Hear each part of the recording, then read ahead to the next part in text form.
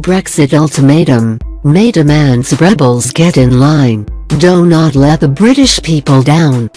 Theresa May has warned MPs they will let down the British people if they fail to back her Brexit deal on Tuesday. In a last-ditch appeal ahead of the Crunch Commons vote, the Prime Minister signalled trust in Parliament was on the line in the decision about whether to give the go-ahead to her EU Withdrawal Agreement.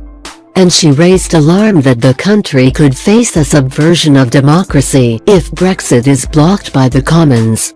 The government is a servant of the people, we demonstrating that we are delivering what the people want in relation to Brexit, she said. Her impassioned plea came as ministers braced for a bruising government defeat by a margin of well over 100 votes in the Commons. Downing Street insiders expect Labour leader Jeremy Corbyn to attempt a vote of no confidence in the government on Wednesday after the expected rebuff. EU chiefs attempted to strengthen her hand on Sunday by offering extra assurances about controversial clauses in the withdrawal agreement covering the future of the Northern Ireland border with the EU after Brexit. But her parliamentary allies in the Democratic Unionist Party repeated their threat to vote down her deal last night. And the Prime Minister suffered a further blow when Gareth Johnson, a Tory assistant whip, quit his government role to allow him to vote against the deal tonight. Mrs May's plea to MPs followed a dash to a factory in Stoke-on-Trent in the heart of Leave voting territory in the 2016 EU referendum to make a speech appealing for support. "We all have a duty to implement the result of the referendum," she said in the speech. Rejecting her deal could lead to parliamentary paralysis that could see Brexit cancelled outright, she said. "And with no Brexit, as I have said, we would risk a subversion of the democratic process. We would be sending a message from Westminster to communities like Stoke that your voices do not count." Later at Westminster, Mrs May urged critics of her Brexit deal to take a second look at the details before finally making up their minds about how to vote tonight. "No, it is not perfect. And yes, it is a compromise," she said. "But when the history books are written, people will look at the decision of this House and ask, did we deliver on the country's yes vote to leave the European Union?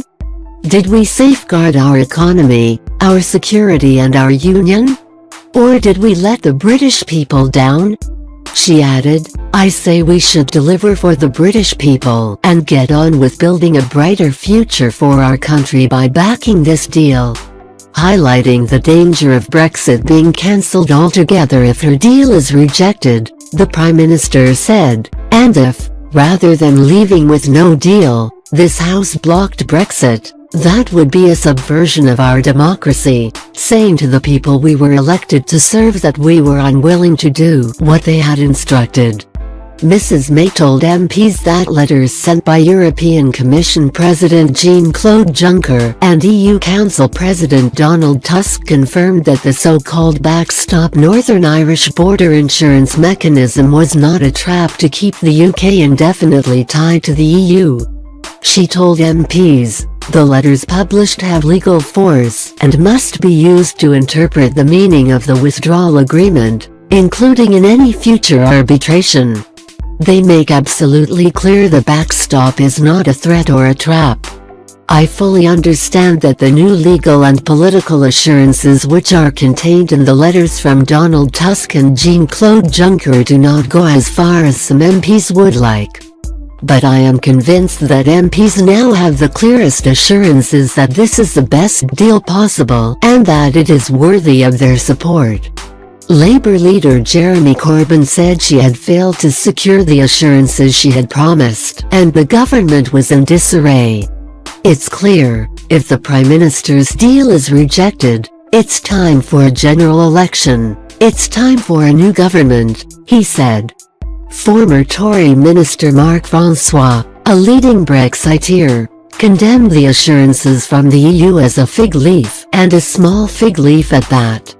In their letters, Mr. Tusk and Mr. Juncker told the Prime Minister that the EU does not wish to see the backstop enter into force, as it would represent a suboptimal trading arrangement for both sides.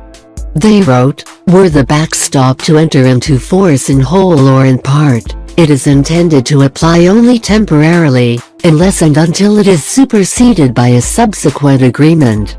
Attorney General Geoffrey Cox issued advice that EU assurances on the backstop would have legal force in international law, and said the current deal now represents the only politically practicable and available means of securing our exit from the EU. DUP Deputy Leader Nigel Dodds dismissed the guarantees as meaningless. He said, "Rather than reassure us, the Tusk and Juncker letter bolsters our concerns." Mr. Johnson quit as an assistant whip to oppose Mrs. May's plan, saying it was clear there was no significant change to the withdrawal agreement.